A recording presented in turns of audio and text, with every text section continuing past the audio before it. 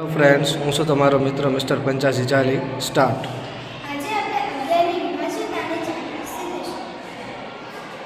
આપેલી સંખ્યામાં એકી સ્થાનમાં રહે અંકોનો સરવાળો અને બેકી સ્થાનમાં રહે અંકોનો સરવાળોનો તફાવત શૂન્ય મળે અથવા 11 વડે વિભાજ્ય થાય એવી સંખ્યા મળે તો આપેલ સંખ્યાને 11ની વિભાજ્યતાની ચાવી લાગે.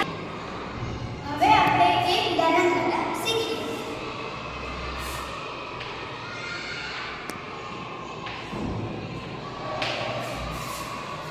આપેલી સંખ્યામાં એકી સ્થાનમાં રહે અંકોનો સરવાળો. તો હવે આપણે આના એકી સ્થાનમાં રહેલા અંકોનો એટલા માટે આપણે પહેલા ઉપર નંબર લખીએ.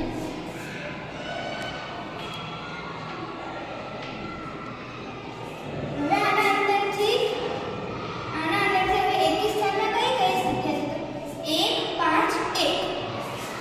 તો હવે આપણે આનો સરવાળો કરીએ. જેને આપણે કીધું છે.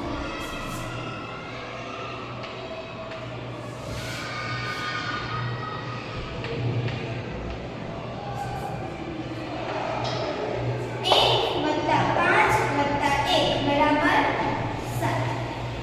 હવે આપણને કીધું છે કે બેકી સ્થાનમાં રહેલા અંકોનો સરવાળો. તો કઈ છે બેકી સ્થાનમાં? 4 અને 3.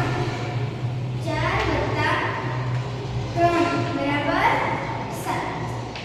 હવે આપણે 7 માઈનસ 7 કરીને તેનો તફાવત ગોતીશું.